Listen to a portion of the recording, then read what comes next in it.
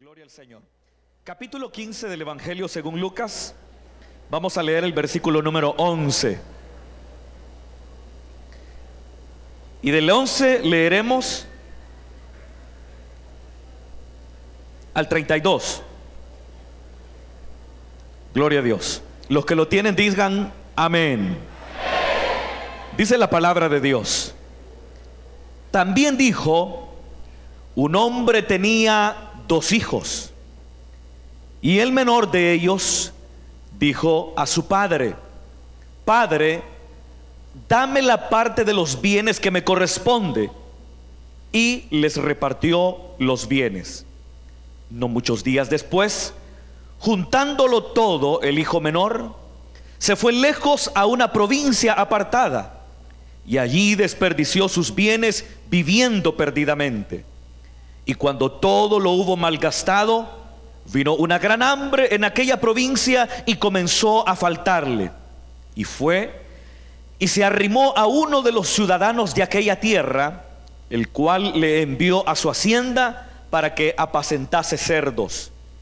Y deseaba llenar su vientre de las algarrobas que comían los cerdos, pero nadie le daba. Y volviendo en sí dijo: ¿cuántos jornaleros en casa de mi padre tienen abundancia de pan, y yo aquí perezco de hambre? Me levantaré e iré a mi padre, y le diré: Padre, he pecado contra el cielo y contra ti, ya no soy digno de ser llamado tu hijo, hazme como a uno de tus jornaleros.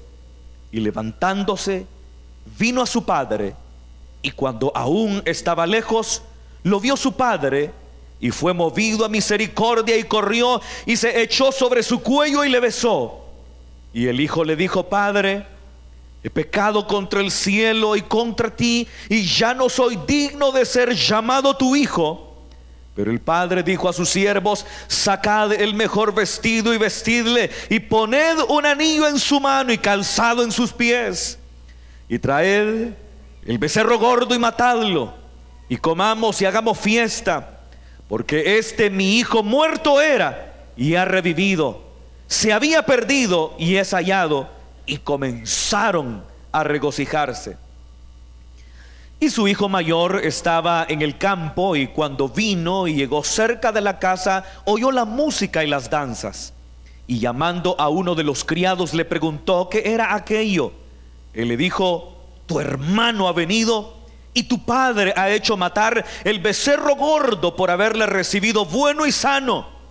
Entonces se enojó y no quería entrar. Salió por tanto su padre y le rogaba que entrase, mas él respondiendo dijo al padre: he aquí tantos años te sirvo, no habiéndote desobedecido jamás, y nunca me has dado ni un cabrito para gozarme con mis amigos. Pero cuando vino tu hijo, que ha consumido tus bienes con rameras, has hecho matar para él el becerro gordo. Él entonces le dijo: hijo, tú siempre has estado conmigo, y todas mis cosas son tuyas. Mas era necesario hacer fiesta y regocijarnos, porque tu hermano era muerto y ha revivido, se había perdido y es hallado. Gloria al Señor. Vamos en esta mañana, en esta hora, en esta noche, a orar al Señor. Como solo me ponen a predicar en la mañana, ya me quedó la costumbre. Gloria al Señor. Vamos a orar en esta noche y vamos a presentar estas peticiones de oración al Señor. Como que en los cultos de jóvenes hay menos peticiones, o tienen mucha pena o casi no tienen peticiones, ¿verdad? Pero bueno, viene una, ya se nos hacen 3. Ya se nos hacen 3 peticiones. Pero es con toda seguridad que ustedes tienen alguna petición ahí. Entonces vamos a presentarla delante del Señor y vamos a pedirle que Él intervenga, que Él se glorifique. Y luego también vamos a orar para pedirle al Señor que hable a nuestras vidas a través de la palabra. Dicen amén. Amén. Recuerden que esta es una actividad juvenil, pero no por eso dejemos de lado que estamos en un lugar donde el Señor está presente, ¿verdad? Entonces deben de comportarse como es digno de un lugar como este, ¿verdad? Claro, debemos portarnos bien en todas partes, pero recuerden que estamos delante de la presencia del Señor. Y como dice aquel famoso texto de los profetas, el Señor está en su templo, calle delante de él toda la tierra. Nosotros sabemos que el templo somos nosotros, pero es una forma de mostrar la reverencia que debemos tener en un lugar que ha sido destinado para la adoración al Señor. Así que es cierto que es una actividad de jóvenes, pero recuerden que hemos venido acá y estamos delante del Señor. Así que vamos a orar a Dios en esta hora. Cerremos nuestros ojos y oremos al Señor. Padre que estás en los cielos, en esta noche, Señor, te damos gracias por tu bondad y tu misericordia. Te damos gracias, Señor, por esta oportunidad gloriosa que tú, Señor, nos concedes de estar reunidos, Señor, en tu nombre, para alabarte, para cantar tus alabanzas, para adorar y bendecir tu nombre, porque grande eres, Señor, y digno de toda la gloria y todo el poder. Señor, gracias por la vida de cada uno de estos jóvenes y señoritas, Señor, que en esta hora, Padre, se han dado cita a este lugar. A pesar de las dificultades y las adversidades, gracias, Padre, porque habiéndolas vencido, ellos ya están acá, Señor. Te pedimos, Señor, por sus vidas, rogándote, Señor, que en tu infinita misericordia sus vidas continúen siendo bendecidas desde el principio hasta el fin, Señor, en el nombre de Jesús. Señor, ponemos en tus manos Señor, estas peticiones que han venido, Señor, hasta este púlpito. Señor, tú conoces cada una de ellas y pedimos en el nombre poderoso de Jesús que tu mano poderosa, Señor, se extienda para sanar los cuerpos enfermos, para fortalecer, Señor, a los que están debilitados, para iluminar, para dar sabiduría, para dar sustento, para dar ayuda, para dar provisión, Señor, en el nombre poderoso de Jesús. Te pedimos, Padre, que tú respondas a estas peticiones. Señor, para ti no hay nada difícil, para ti no hay nada que sea imposible. Te pedimos, por tanto, que hagas la obra en el nombre poderoso de Jesús. Señor, ahora que hemos abierto tu palabra, te rogamos, Señor, que hables a nuestros corazones a través de ella. Danos sabiduría, Señor. Danos entendimiento, danos revelación, Señor. Que la verdad de tu palabra, Señor, penetre en nuestros corazones y que sean transformados, Señor, en el nombre de Jesús. Que tu Espíritu Santo haga una obra poderosa. Reprendemos toda obra del diablo y pedimos, Señor, que nos des la victoria y que hables a nuestras vidas en el nombre poderoso de Jesús. Gracias, Padre. Amén, Señor, y amén. Gloria al Señor. Pueden tomar su asiento, queridos hermanos, jóvenes. ¿Cuántos de ustedes habían escuchado o leído acerca de esta famosa parábola del hijo pródigo? De hecho, el día de mañana, en las células de adultos, se estará abordando justamente el tema que tiene como base el texto de la parábola del hijo pródigo.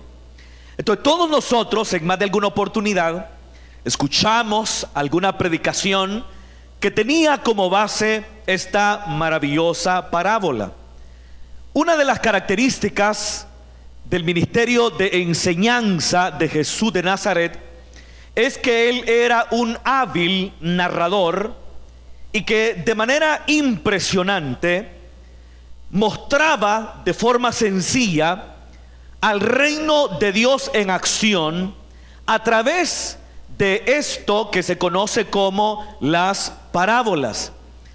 Jesús era alguien que le enseñaba a muchas personas, pero la mayoría de personas que escuchaban a Jesús de Nazaret eran campesinos, eran jornaleros, agricultores, artesanos, carpinteros, pescadores. Es decir, eran personas de escasa formación académica, eran personas de escasos recursos. Pero no solamente habían hombres que escuchaban las enseñanzas de Jesús de Nazaret, sino que entre las personas que formaban parte de su audiencia, también habían niños, habían jóvenes, como también habían muchas mujeres. Entonces, las personas que oían las enseñanzas de Jesús de Nazaret eran personas diversas, de diversas edades, niños, jóvenes, adultos, ancianos, adolescentes, agricultores, pescadores, artesanos, carpinteros. Había una gran cantidad de personas y una amplia gama de personas que escuchaban las enseñanzas de Jesús de Nazaret. Pero un detalle llama la atención, y es que estas personas podían entender lo que Jesús les enseñaba por la simple razón que Jesús retomaba ejemplos de la vida cotidiana, retomaba ejemplos de lo que cada persona vivía en la cotidianidad de su vida, para a través de ellos mostrar el reino de Dios en acción. Entonces, por eso para las personas no era difícil entender lo que Jesús tenía que decirles, porque cuando Jesús hablaba acerca del reino de Dios, utilizaba parábolas en donde estaba presente ejemplos que tenían que ver con la actividad de la pesca, parábolas que tenían que ver con la actividad de la agricultura, parábolas que tenían que ver con la actividad doméstica de las mujeres. Entonces la gente entendía muy bien lo que Jesús les enseñaba, porque justamente sus enseñanzas las hacía a través de el relato de parábolas. Entonces la gente, al escuchar las verdades y los misterios del reino de Dios expuestos en forma de parábola, entonces la gente podía con mucha facilidad poder entender y captar lo que Jesús les estaba diciendo. El pescador, cuando oía aquellas famosas parábolas que tenían que ver con la actividad de la pesca, los pescadores podían entender muy bien lo que Jesús estaba diciendo. Cuando los agricultores oían aquellas famosas parábolas en donde se habla de un sembrador que se siembra la semilla, entonces estos agricultores podían entender y captar muy bien lo que Jesús estaba tratando de transmitirles. Cuando mujeres oían aquella famosa parábola de la moneda perdida, de aquella mujer que está barriendo la casa hasta que encuentra la semilla o la moneda que se le había perdido, o aquella mujer que pone un poco de levadura dentro de la masa, entonces las mujeres podían entender muy bien lo que Jesús les estaba enseñando, porque Jesús valoraba tanto el trabajo doméstico y las actividades propias de la mujer, que sus parábolas no estuvieron exentas de ser de usar ejemplos propios de actividades que en ese entonces eran exclusivamente femeninas. Entonces la gente podía entender muy bien. Ahora, cuando nos acercamos a esta parábola que todos nosotros conocemos, es una parábola que con toda seguridad entendió mucha gente, porque en esta parábola se ponía de relieve muchos problemas que existían dentro de aquellas pequeñas familias galileas en el primer siglo de la era cristiana. Porque aquí nos encontramos con un padre que tiene dos hijos. Un hijo era un hijo obediente, era un hijo sujeto, que siempre complacía a su padre en todo cuanto éste le pedía. Y por otro lado tenemos en contraste a un hijo menor, que es mucho más inquieto, es rebelde, totalmente distinto a su hermano mayor. Y tenemos a un padre que está sacando adelante a sus hijos, y la parábola parece insinuar que este hombre está sacando adelante sus hijos por sí solo, porque la figura materna está completamente ausente. Entonces, en la parábola del hijo pródigo se puede evidenciar la dinámica de la problemática que con toda seguridad estaba presente en algunas o quizá muchas familias galileas en el primer siglo de la era cristiana. Es por eso que cuando Jesús empezó a contar esta parábola, estoy seguro que padres que habían visto cómo sus hijos abandonaban el hogar podían sentirse completamente identificados con esa parábola. Entre los oyentes de Jesús probablemente habían muchachos rebeldes que les costaba someterse a las disposiciones de su padre y podían identificarse perfectamente con esa parábola que Jesús estaba contando. Como también seguramente entre la multitud habían hijos e hijas que siempre se habían esforzado por cumplir con las determinaciones paternales, con las determinaciones paternas, de forma tal que podían captar con relativa facilidad lo que Jesús está contando en ese momento. Ahora, veamos, hermano, cómo empieza esta parábola. La Biblia nos dice, versículo número 11, que había un hombre que tenía ¿cuántos hijos? Él tenía 2 hijos. Y fíjense lo que dice el versículo número 12. Y el menor de ellos, ¿qué dice? Dijo a su padre: Padre, dame la parte de los bienes que me corresponde. Pero fíjese lo que dice aquí. ¿Quién fue el que le pide al padre que le dé la cantidad que le corresponde? ¿Quién lo pide? ¿Quién lo solicita? Dice aquí la palabra del Señor: fue el hijo menor. Fue el menor. Por alguna razón, hermano, no sé por qué, no sé si siempre ha sido así, pero como que de pronto los menores son mucho más inquietos. ¿Cuántos me están oyendo, hermano? ¿Cuántos son menores aquí? Es decir, son los últimos ya. Ahí están los consentidos, ¿verdad? Por alguna razón los menores de alguna manera son más inquietos. No sé, ya lo dije, si era así en el primer siglo de la era cristiana. Pero algunas veces a los menores se les da la fama de ser los consentidos, porque posiblemente no se les trata con la misma severidad con que se trató a los mayores. ¿Cuántos mayores hay acá? Ahí están los mayores, ¿verdad? Ahí están los que sufrieron. Ahí están donde los padres terminaron de aprender cómo se crían los hijos.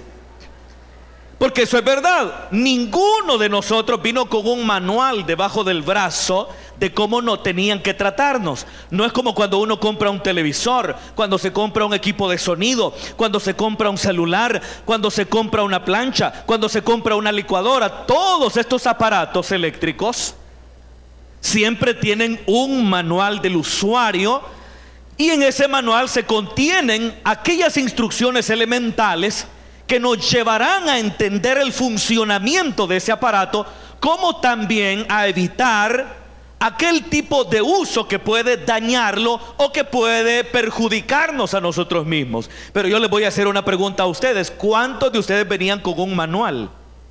Los hijos mayores, digo.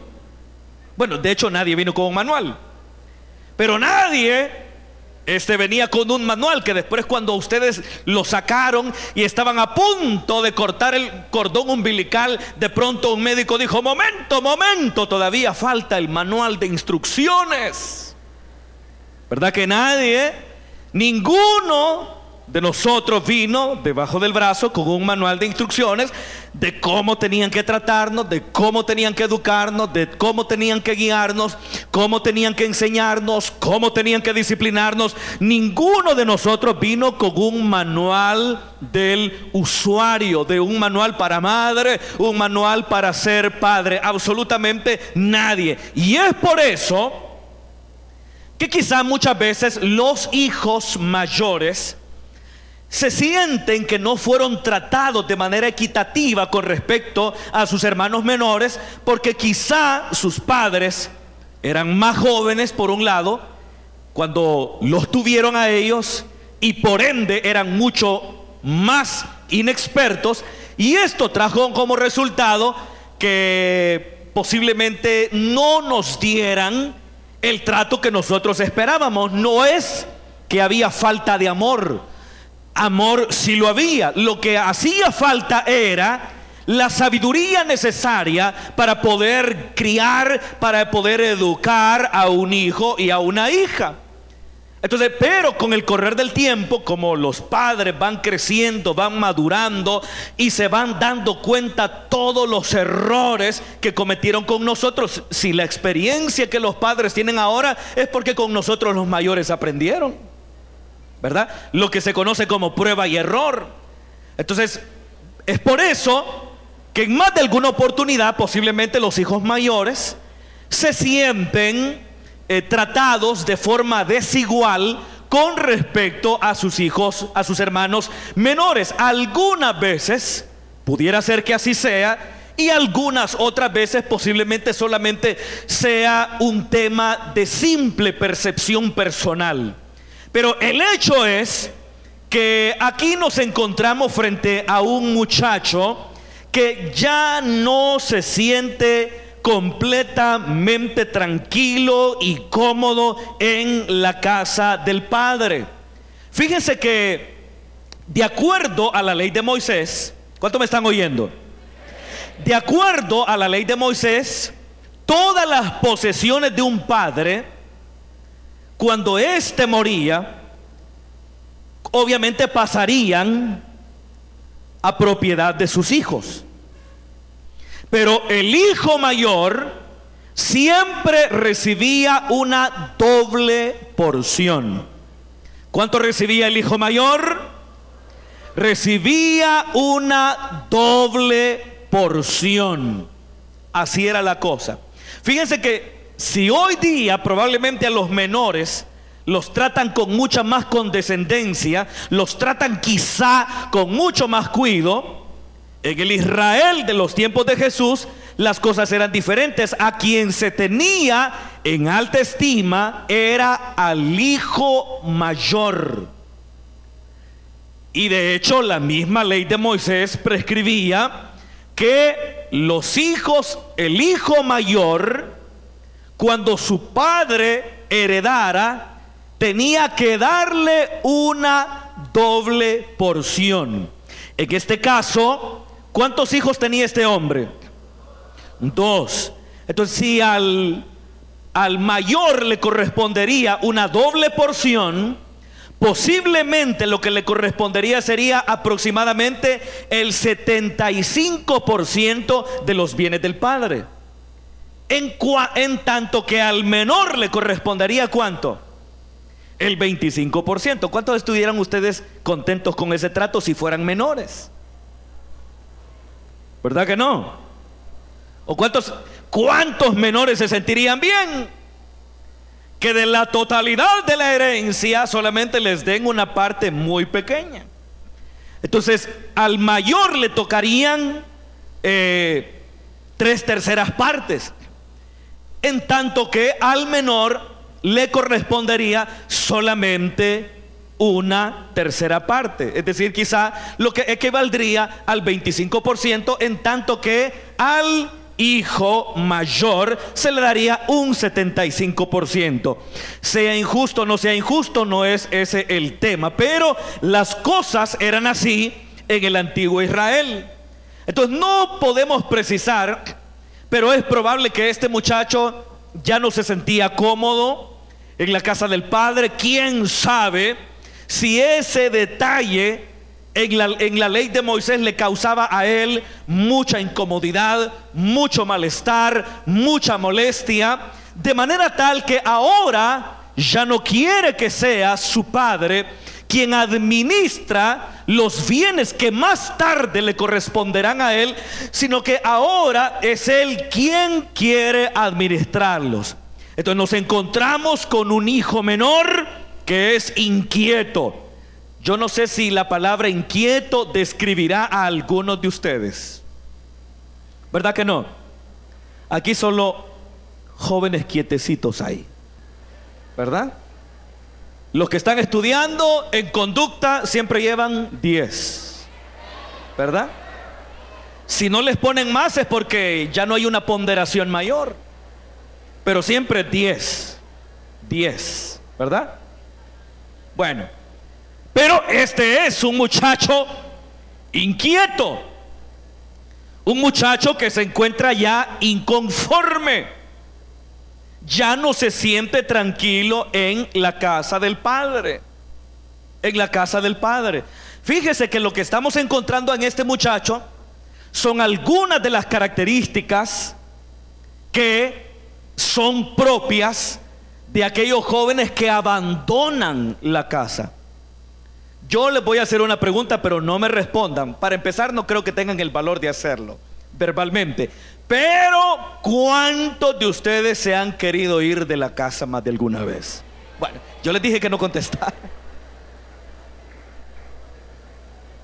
Pero fíjese, ¿cuántos se han querido ir de la casa más de alguna vez?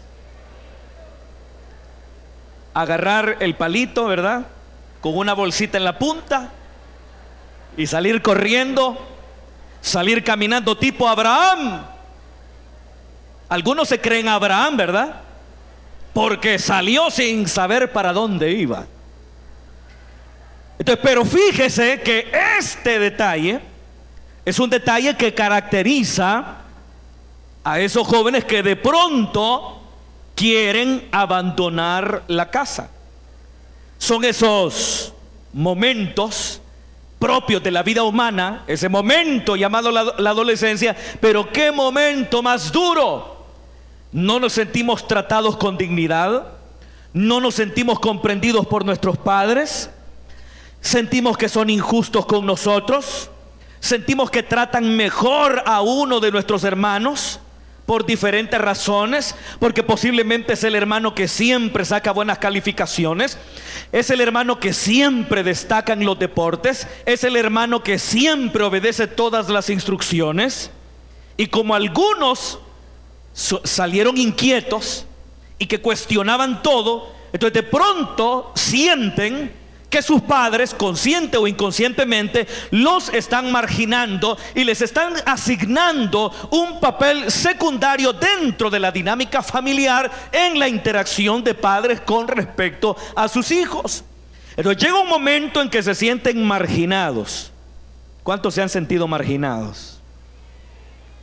Y de pronto se siente inconforme, se siente marginado, no se siente tratado como debería ser tratado, y entonces dijo: ya terminó todo.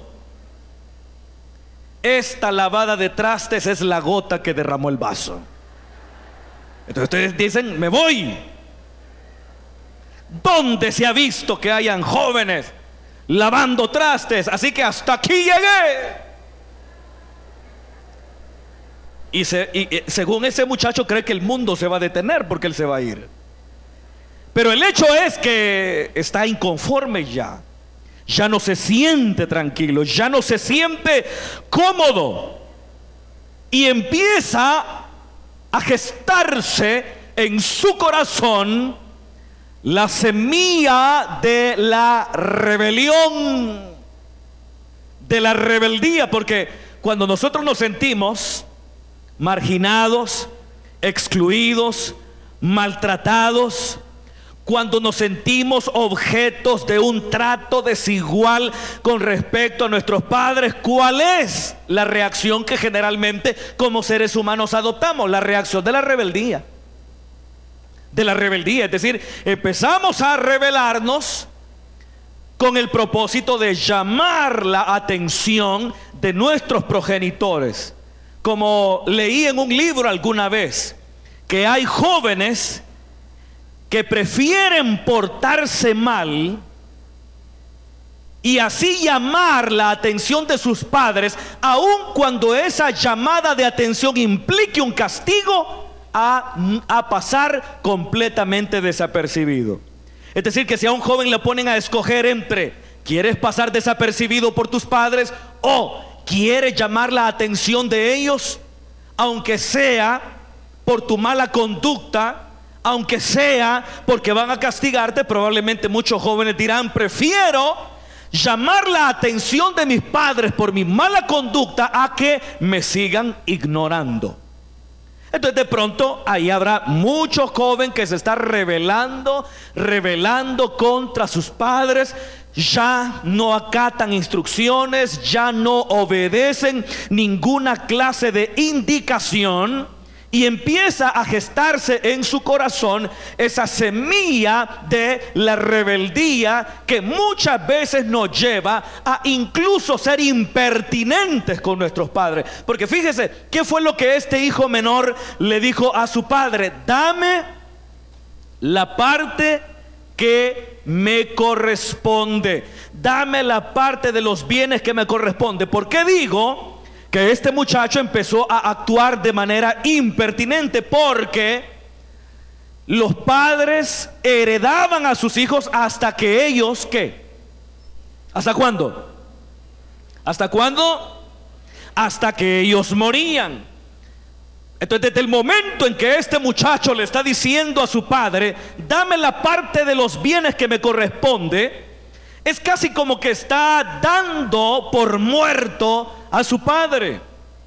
Es como que está ya cerrando la puerta para su padre, está dándolo ya por muerto, y como lo da ya por muerto, le dice, dame la parte de los bienes que me corresponde. Fíjese, no le dice, dame la mitad de los bienes que me corresponde, porque eso sería si las cosas fueran como hoy día, 50 para el uno, 50 para el otro. Pero este era el menor y él sabía que no había mitad y mitad, no había 50 y 50, solamente le correspondería una tercera parte. Y es por eso que le dice, dame la parte de los bienes que me corresponde. Pero ya en la petición misma se pone de relieve la impertinencia de este muchacho. Fíjense que yo estoy seguro que algunos de ustedes se sienten identificados con esta historia. ¡Qué silencio! ¿Cuántos me están oyendo esta? ¿O ya se me durmieron todos? ¿Qué pasó? Todavía puede dar un fuerte gloria a Dios.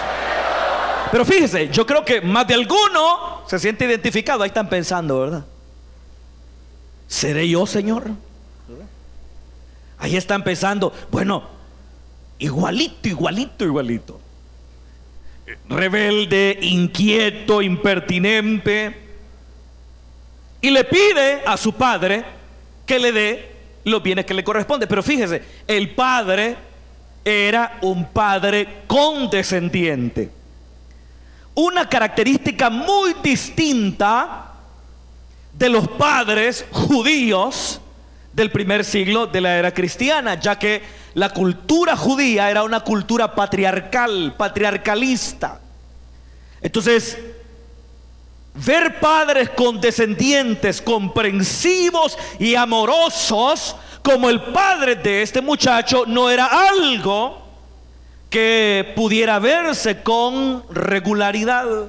Entonces su padre era no obstante comprensivo, de manera tal que dice la palabra del Señor, versículo número 12, y les repartió los bienes. Es decir, que se los dio los bienes a los dos.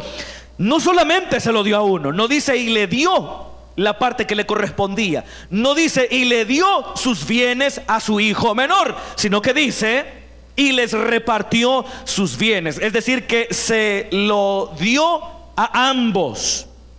Y claro, aquí se puso en evidencia la responsabilidad del hijo mayor, como también la inmadurez y la irresponsabilidad del hijo menor. Y dice la palabra del Señor, versículo número 13. ¿Cuántos tienen sus Biblias abiertas todavía? ¿Qué dice la parte primera del versículo 13? Dice, no muchos, ¿qué dice?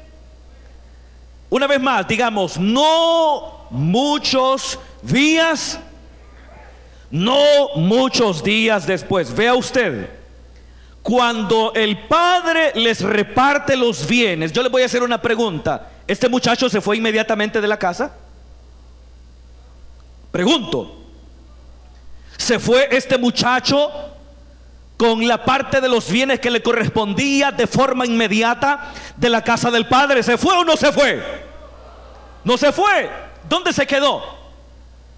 En la casa del padre. Pero fíjese, está viviendo todavía en la casa del padre, pero ya no se siente cómodo con el padre, no se siente conforme con el padre, no se siente tranquilo en la familia, y estando bajo el techo del padre ya empezó a aflorar la rebeldía en su corazón. Y esto traerá como resultado que más tarde el joven opte por abandonar la casa de su padre. Algunas veces esa es la realidad que es característica de muchos jóvenes, incluso jóvenes cristianos. Es decir, que están en la casa del padre, están en la casa de su papá, en la casa de su mamá, o están viviendo en su defecto con los tíos o con los abuelos, porque no todos los jóvenes viven con sus padres. Algunos viven con sus dos padres, algunos viven con uno solo de sus progenitores, y algunos no viven con absolutamente ninguno de los dos. Pero el hecho es que estando bajo ese techo, ya no se sienten cómodos, ya no se sienten tranquilos, se sienten excluidos, se sienten marginados, se sienten relegados, se sienten tratados de forma desigual con respecto a sus otros hermanos y con respecto a los otros integrantes de la familia. Y es ahí cuando probablemente surge ese pensamiento de: me voy de la casa. ¿Cuántos me están oyendo? Me voy de la casa. ¿Y para dónde va a agarrar? No sabe. No sabe. No es como la mujer casada que cuando le dice al esposo: te dejo. ¿Y para dónde te vas? Para donde mi madre. Ahí es al revés, está con la mamá todavía, ¿verdad? Entonces, el hecho es que de pronto el muchacho empieza, sobre todo cuando es un muchacho inmaduro, un muchacho que no ha vivido la vida, entonces piensa seriamente en abandonar la casa. Fíjense que eso de jóvenes que se van de la casa a temprana edad es algo que ha ocurrido por muchos años, es algo que ocurre y es algo que sigue ocurriendo. Probablemente más de alguno de ustedes ya se escapó la primera vez. No llegó a dormir una noche y allá estaban los papás preocupados. ¿Dónde se habrá metido Jacinto? Entonces ustedes dijeron: para que vean lo que se siente cuando Jacinto está ausente, ¿verdad? Entonces, pero más de alguno probablemente ya se ausentó alguna vez. A mí me ha tocado andar algunas veces con hermanos que los hijos se les perdieron, hermano. Y qué feo, bueno, con que uno no es el padre, pero ahí lo andan buscando. Se busca en todo lugar, en hospitales. Me acuerdo una vez que tuve que ir a la morgue, hermano. Pues sí, como no saben dónde están, si no están en los hospitales, entonces hay que ir a buscar a la morgue. Entonces qué feo es cuando van sacando los listados y uno dice que no esté, que no esté, que no esté. Y uno que no es el papá, que no es la mamá. Pero el hecho es que eso es algo que ha ocurrido. Algunos de sus padres jóvenes hicieron eso también. Algunos de ellos se fueron a los 14 años de edad. Yo no recuerdo, nada menos esta semana que pasó, no recuerdo, pero estaba hablando con un hermano que hoy ya es alguien adulto y que me estaba diciendo que se fue a los 14 años de la casa a probar suerte. No lo recuerdo, ni recuerdo en estos momentos. Ya lo recordé, ya recordé dónde fue que lo escuché. Pero se fue. En el caso de él era porque lo maltrataban. Y esa es una de las razones, muchas veces, del por qué los jóvenes deciden abandonar la casa, el maltrato. Y algunas veces es un maltrato de todo tipo.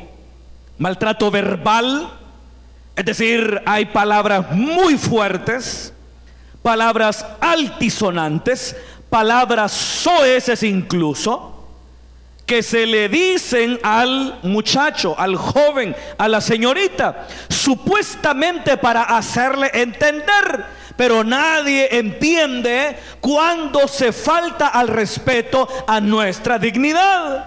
Entonces hay jóvenes que se sienten maltratados, jóvenes que sienten que su autoestima se ha deteriorado en sobremanera debido al constante maltrato emocional al cual están siendo sometidos por los adultos responsables de ellos.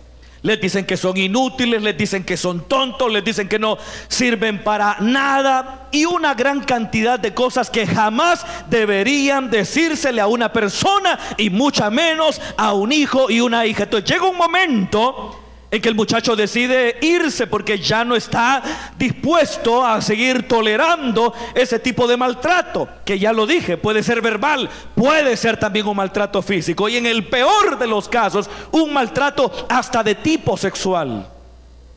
¿Cuántos me están oyendo? Esta es una palabra también para todos los que son padres.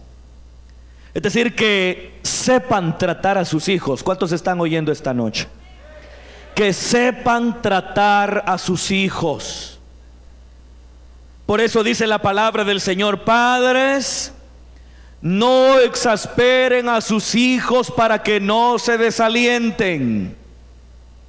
¿Cuántos dicen amén? No exasperen, no desesperen a sus hijos para que no se desalienten. Y algunas veces hijos creyentes están ya así justamente, desesperados, exasperados, ya no se sienten cómodos en casa. Entonces el maltrato puede ser una de las razones por las cuales los jóvenes pueden huir. La rebeldía es otra razón por la cual los muchachos pueden abandonar la casa. Porque fíjese que aquí estamos ante un drama. Y el drama que nos ocupa esta parábola es el drama de un muchacho que abandona su casa, pero que lo abandona por inconforme, lo abandona porque ha permitido que la semilla de la rebeldía germine y se fortalezca en la interioridad de su corazón. Porque el padre, oigan bien, el padre era condescendiente. El padre era condescendiente, porque algunas veces es cierto, hay padres que son difíciles, pero también hay padres que hacen el esfuerzo de tratar bien a sus hijos y van buscando todos los medios para encontrar una manera de conectarse y de relacionarse con ellos. Pero de pronto tú crees que eres el dueño del mundo, tú crees que siempre tienes la razón, y aun cuando a tu lado está un padre y una madre que es comprensiva, sin embargo tú tomas la decisión de abandonar la casa, de hacer las cosas conforme a tu voluntad y de desembarazarte del control paterno, procurando la independencia cuando probablemente no tienes la madurez necesaria para poder sobrevivir en esta jungla que se llama planeta Tierra. Entonces, pero ahí está. ¿Cuántos se han querido? Cuando se van de la casa por maltrato, se van de la casa por rebeldía, se van de la casa por escapar a una situación que ya no pueden controlar, se van de la casa para huir de alguna situación que no controlan, que no dominan, una situación que están evaluando de forma equivocada, y la evaluación equivocada también los lleva a la decisión errónea de abandonar la casa. Y dice aquí la palabra del Señor: no muchos días después, es decir, que estando en la casa del padre había empezado a germinar la rebeldía. Y dice aquí no muchos días después, juntándolo todo, el hijo menor. Eso era para hacer una distinción con respecto a su hermano mayor.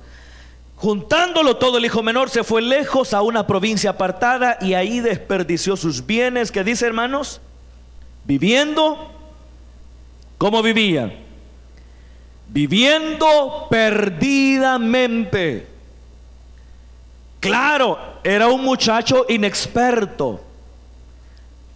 Fíjense que el perfil que este joven nos da, nos permite especular que quizá él tenía un poco menos de 18 años de edad. ¿Cuántos tienen menos de 18 años de edad aquí? Todos levantan la mano, ¿verdad? Entonces nos permite, la dinámica del relato nos permite especular. Digo especular porque recordemos que es una parábola. Es una parábola. Es una parábola. Pero la dinámica de acción en la parábola nos da la pauta para especular que posiblemente era un muchacho menor de 18 años. Fíjese, menor de 18 años, y también que tenía un hermano mayor. ¿Y esto qué significa? Que este muchacho, por obvias razones, no tenía la madurez necesaria, el conocimiento necesario, la independencia necesaria para sobrevivir fuera de casa. Porque yo les voy a hacer una pregunta: ¿cómo le fue a este joven fuera de la casa? ¿Le fue bien o le fue mal? Le fue mal. Entonces se va a una provincia lejana, y como era un muchacho inmaduro,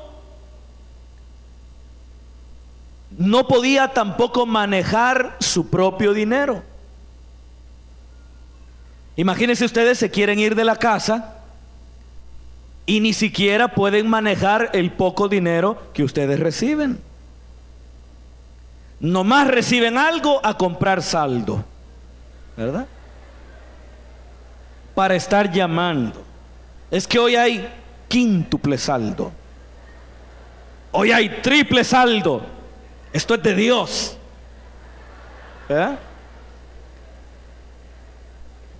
Pero no tienen el hábito del ahorro, no saben administrar lo poco que tienen, ¿verdad? No saben administrarlo. Y algunos, porque eso es un hecho, que hay algunos que les dan, sus padres les dan bastante dinero, y hay otros que casi no les dan nada. Yo me acuerdo que cuando yo era un adolescente, mis padres no me daban mucho dinero para el gasto diario en el colegio. Así que tenía que ahorrar lunes, martes, miércoles, jueves, para en el recreo más largo del día viernes poderme comprar una chocolatina y una dona de chocolate. Eso, lo que le estoy diciendo, es verdad. Así como lo oye. Una chocolatina y una dona de chocolate, y en el recreo más largo para comerla bien y despacio. Pero tenía que ahorrar lunes, no comer nada, no gastar nada del lunes, no gastar nada el martes, no gastar jueves, nada, no gastar nada el viernes. Pero tenía compañeros que en todos los recreos compraban todo lo que les daba la gana.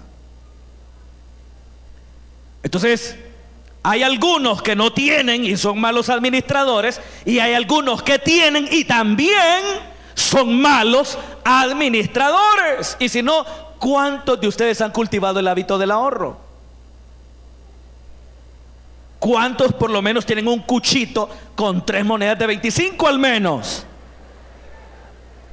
Pero no, muchos no cultivan el hábito del ahorro, no saben manejar el dinero.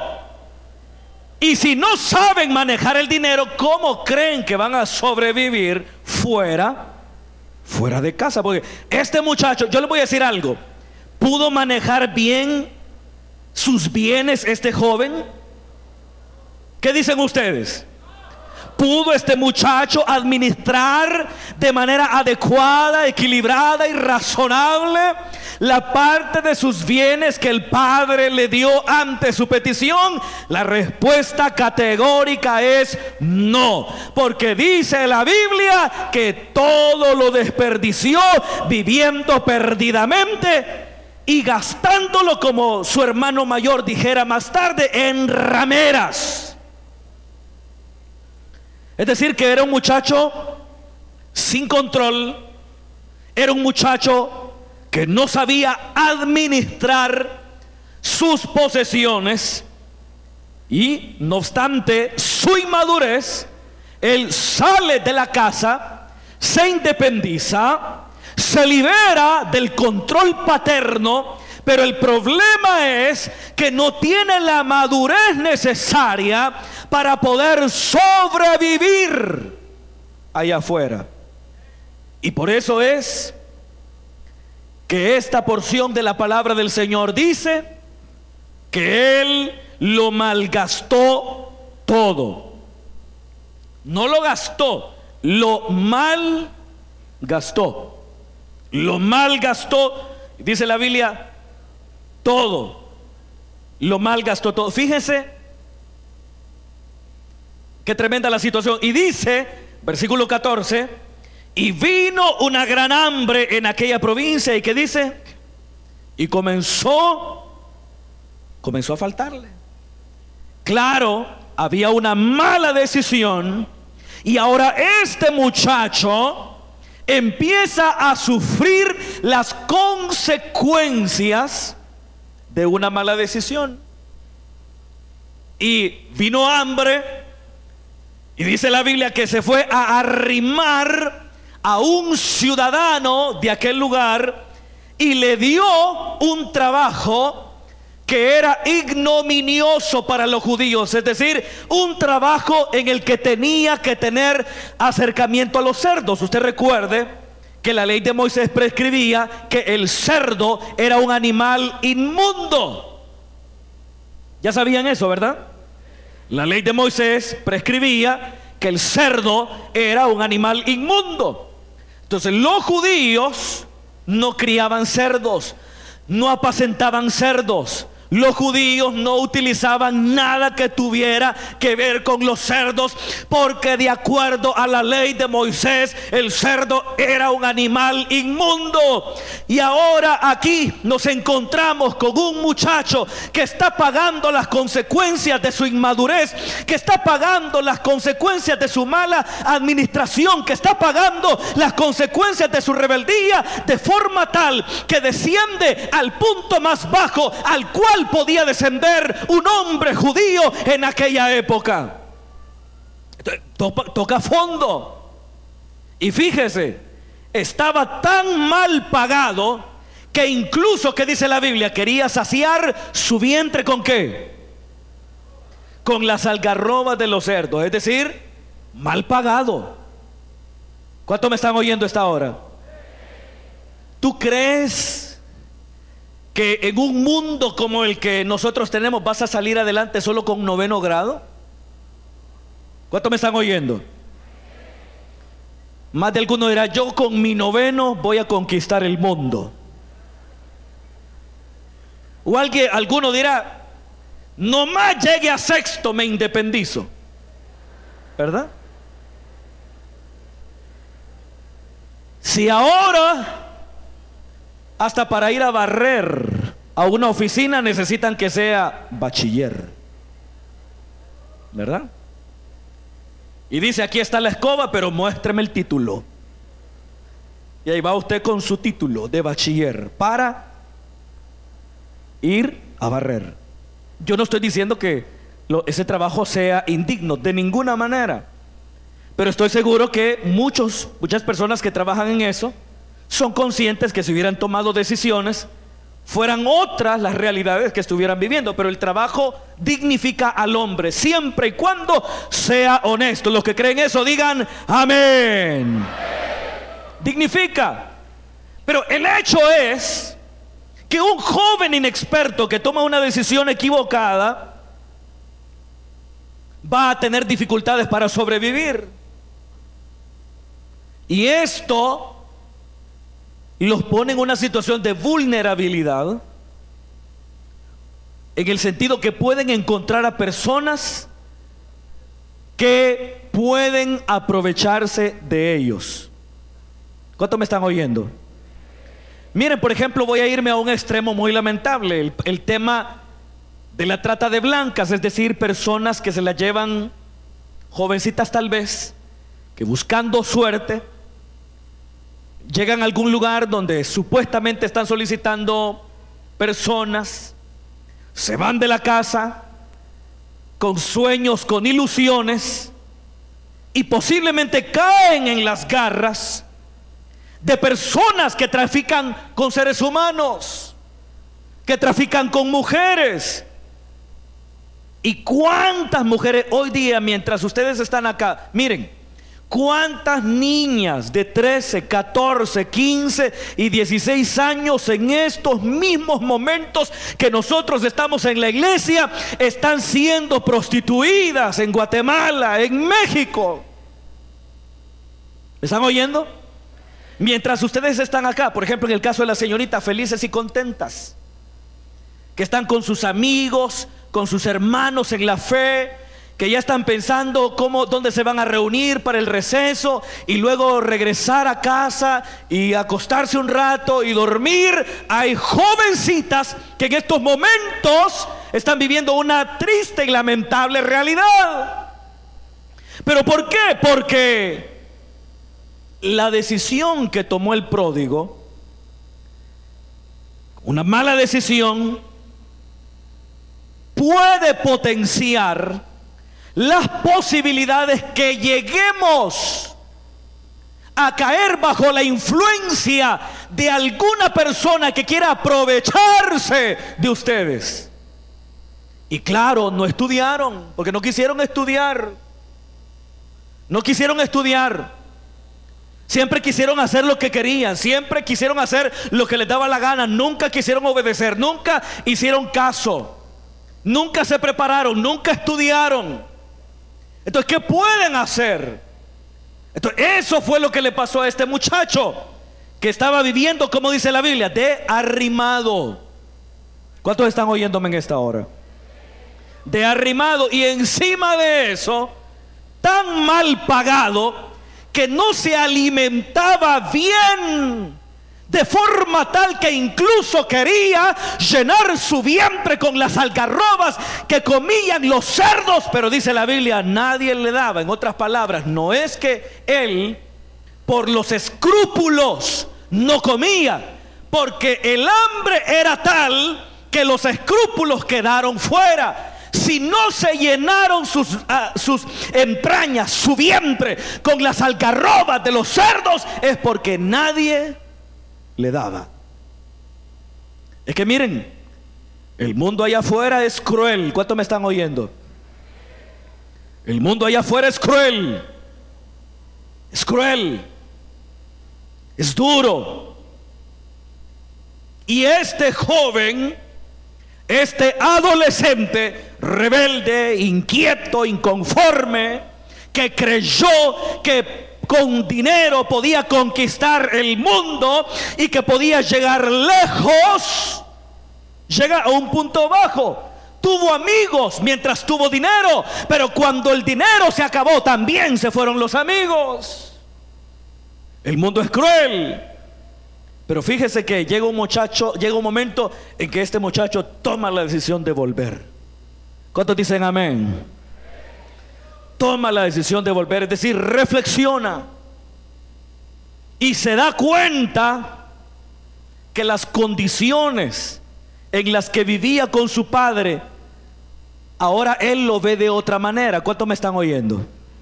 Ahora él ve las cosas de otra manera. Tal vez tu hogar no sea perfecto, tal vez no lo sea, pero tú estás pensando probablemente que te tocó la peor de las familias. ¿Cuántos me están escuchando todavía a estas horas de la noche? Es probable que más de alguien piense que le tocó la peor de las familias. Y dice, ¿por qué me tuvo que tocar este hombre como papá? ¿Por qué me tuvo que tocar esta mujer como mamá? Más de alguno, más de alguna probablemente en un punto de su vida, si es que ese punto no es por el cual están transitando en este momento, estén pensando, la familia que yo tengo es la peor de las familias donde se puede criar y desarrollar un adolescente. Pero fíjese, este muchacho probablemente pensaba eso, pero cuando fue a probar lo amargo que es vivir, después de haber tomado decisiones equivocadas, basadas en la rebeldía y en la inconformidad, sus ojos se abren de manera tal que se da cuenta que la evaluación que estaba haciendo de su ambiente familiar no era tan mala, porque ahora había experimentado el rigor, lo duro de la vida allá afuera. Ahora ve las cosas distintas. Ahora empieza a añorar otra vez la casa del padre. Y fíjese, y toma la decisión de ¿qué? De volver. Y dice la Biblia, ¿cuántos jornaleros hay en la casa de mi padre? Y yo que soy su hijo, aquí estoy pereciendo de hambre. Él dice, me levantaré e iré y le diré a mi padre, Padre, he pecado contra el cielo y contra ti, y no soy digno de ser llamado tu hijo. Hazme como uno de tus jornaleros. Se dio cuenta que incluso los jornaleros, los empleados de su padre, tenían una mejor vida que la que él tenía. ¿Te quejas de tu familia porque tus padres se divorciaron? ¿Te quejas de tu familia porque tu padre abandonó a tu madre por una mujer más joven y piensas que te tocó lo peor de lo peor? Tal vez si evalúas con la sabiduría que viene de lo alto, te darás cuenta que si bien es cierto, la familia en la que te encuentras no es la ideal, no es la perfecta, pero sin embargo, encuentras ahí de manera elemental lo que tú necesitas. El problema es que probablemente no lo has valorado como este muchacho no había valorado la condescendencia que su padre tenía con él, porque era un hombre tan condescendiente que incluso cuando su hijo impertinente le pide que le dé la parte de los bienes que le corresponde que hizo él, no lo deshereda, sino que ¿qué es lo que él hace? Le da a su hijo la libertad que quiere, para que pruebe, para que se dé cuenta que la luna no está hecha de queso. ¿O si está hecha de queso la luna? Hay algunos que creen que la luna está hecha de queso. Y dice, a mí se me hace que es blanca y que tiene esos agujeritos como el queso suizo, porque ha de ser de queso. Algunos son ingenuos todavía. Pero cuando este muchacho vuelve, y aquí viene una reflexión interesante para todos los que son padres o que serán padres, dice la Biblia que cuando su hijo viene, dice la palabra del Señor, versículo número 20. ¿Cuántos tienen sus Biblias abiertas? Levanten sus Biblias. Quiero ver esas Biblias abiertas, eso es. Versículo 20, ¿qué dice el versículo 20? Y levantándose, ¿qué dice? Vino a su padre, y cuando aún estaba lejos, ¿qué dice la Biblia? Lo vio su padre y fue movido a misericordia y corrió y se echó sobre su cuello y ¿qué dice? Y le besó. Fíjese que yo estoy seguro. ¿Cuántos me están escuchando todavía? Yo estoy seguro que las personas que están escuchando esta parábola están impresionadas. Pero impresionadas no por lo que a nosotros hoy nos impresiona de la actitud del padre del hijo pródigo. Porque ¿qué es lo que ahora a nosotros nos impresiona del padre del hijo pródigo? Lo que nos impresiona es su misericordia, ¿o no es cierto? Uno dice: qué padre más maravilloso, qué padre más misericordioso. Pero estoy seguro que los oyentes originales de esta parábola se vieron sorprendidos cuando Jesús cuenta la actitud del padre, porque la actitud que este padre mostró para con su hijo rebelde era una actitud completamente distinta que la actitud que de manera general los padres observaban para con sus hijos cuando estos se rebelaban contra ellos.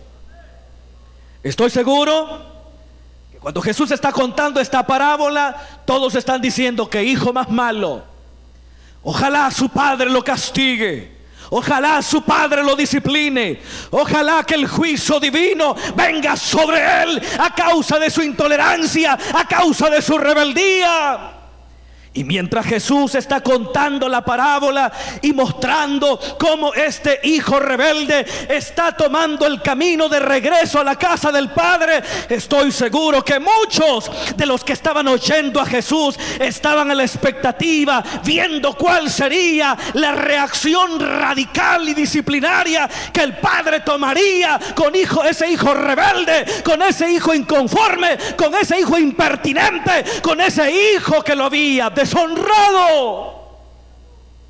Pero lo que le sorprende es que ese padre de la parábola actúa de manera diferente a como actuaría cualquiera de ellos como padre, porque lo que hace es que recibe a su hijo con misericordia.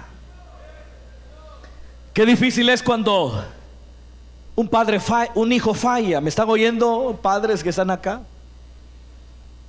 Qué difícil es, pero ¿qué hay que hacer? Yo recuerdo una hermana que me contaba, ella no es de la iglesia, viene de vez en cuando a la iglesia, pero ella me contaba: yo algunas veces frecuento un centro comercial para ir a hacer pagos, y ella trabaja por ahí. Cada vez que la encuentro la saludo y le pregunto cómo está. Y ese día, justamente, ella me dice: estoy mal.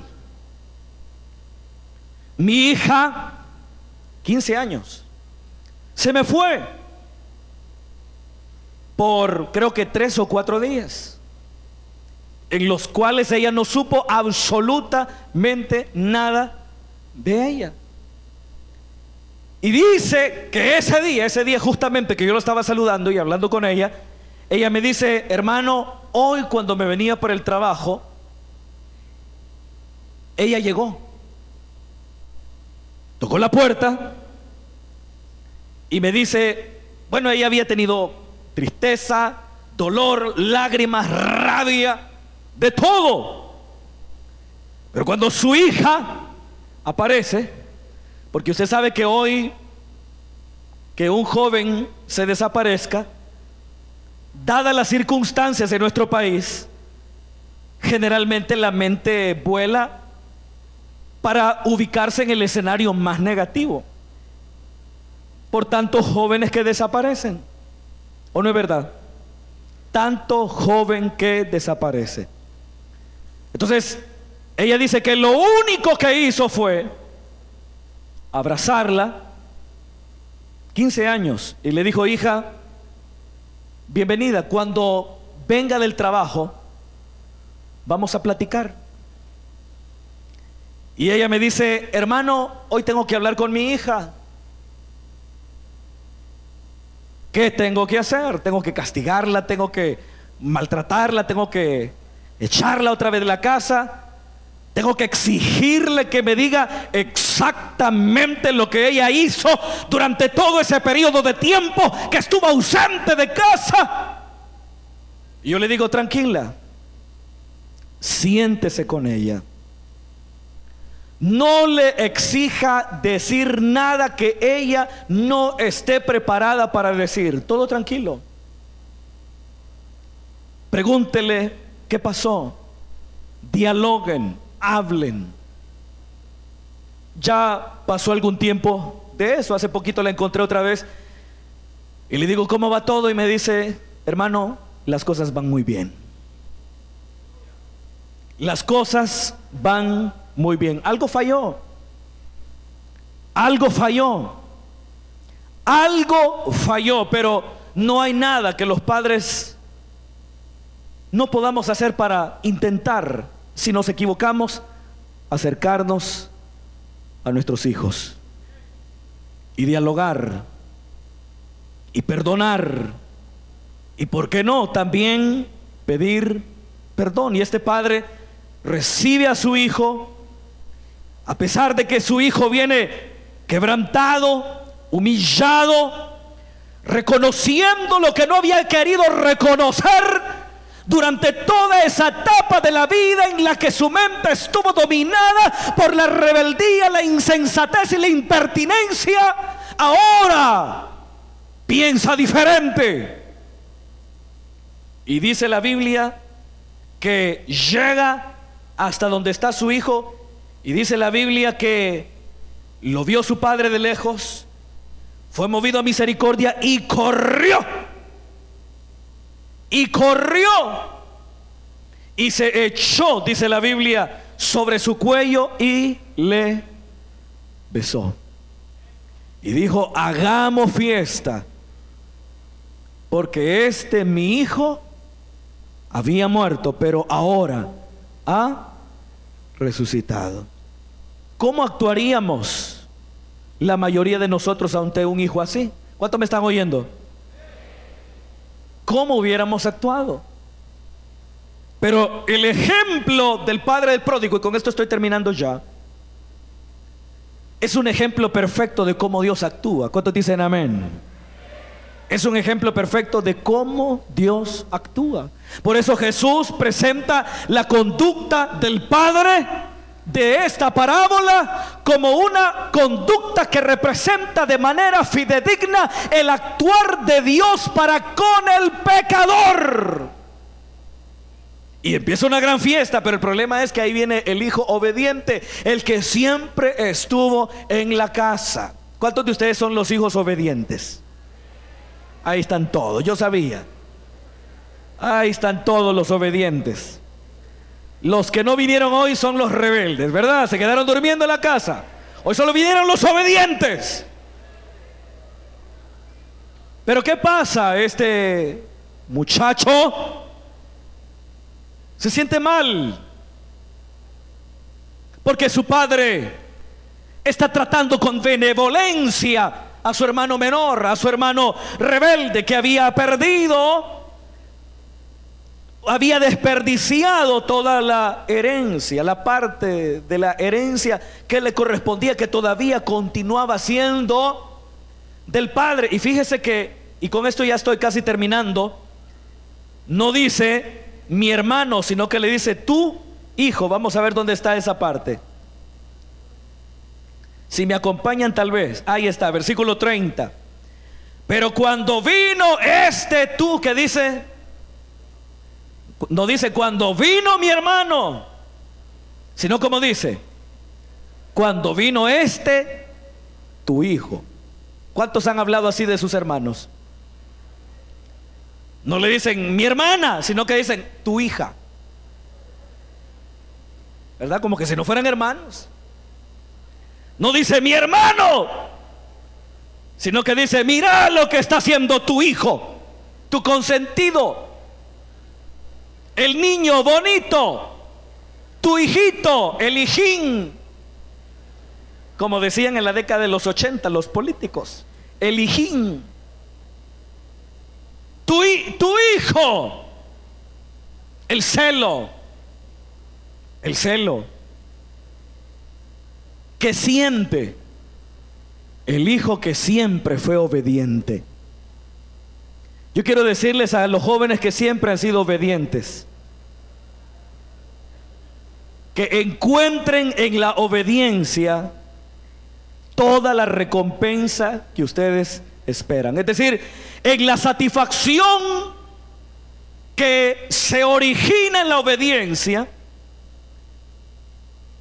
encuentren toda la alegría y la motivación para seguir siendo obedientes. Sean siempre obedientes, aunque no se los reconozcan. ¿Cuántos me están oyendo?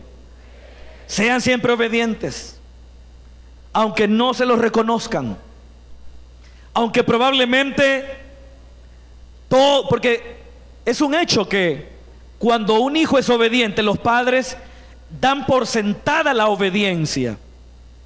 Y cuando el hijo obediente hace algo bueno, como los padres dan por sentado que es un hijo bueno, muchas veces cometen el error de no estimular las cosas buenas que ese hijo obediente hizo. Pero como el rebelde siempre hace todo al revés, pero cuando por fin hace algo bueno, lo llenan de estímulos. Y es ahí cuando el hijo obediente siempre se siente mal. Pero es ahí cuando tú, que has sido obediente, que siempre te has sometido a tus padres, que siempre has intentado honrarlos, te lo reconozcan o no, siempre mantén tu obediencia a la palabra del Señor, honrándolos. Porque si tú honras a tu padre y a tu madre, grande bendición vendrá para tu vida. Si tú honras a tu padre y a tu madre y los obedeces, serás dichoso y serás bendecido en todo lo que hagas. Dios te bendecirá y estarás exento de los dolores que recibe el rebelde. Porque este rebelde lo reciben hasta con fiesta, pero que venía todo calaciado y hecho pedazos, eso no se niega. Entonces, ahí está. El hijo que siempre se mantuvo obediente, Dios siempre lo bendice. ¿Cuántos dicen amén? Así que Dios nos ayude a todos nosotros, y que algunos principios que en esta oportunidad examinamos, que sean de provecho para nuestras vidas. Y voy a decir esto para concluir. La parábola del hijo pródigo, si bien es cierto, es la representación de lo que con toda seguridad ocurría en muchas familias galileas en el primer siglo de la era cristiana, no obstante, deberemos decir que en primer lugar la parábola del hijo pródigo es una representación fiel del amor del Padre para con el pecador. Y yo quiero decirles, jóvenes, ¿me escuchan? Quiero que me escuchen lo que voy a decir. No importa cuánto tú hayas pecado, cuánto tú te hayas apartado del Señor, el Padre en esta noche está con los brazos abiertos para recibirte. Está con los brazos abiertos para perdonarte. Y todo lo que necesitas es tener la actitud adecuada en el corazón. ¿Y cuál es la actitud adecuada? La que este muchacho tuvo cuando se vio tocando fondo y pensó en todas las bondades en la casa del Padre y dijo: me levantaré.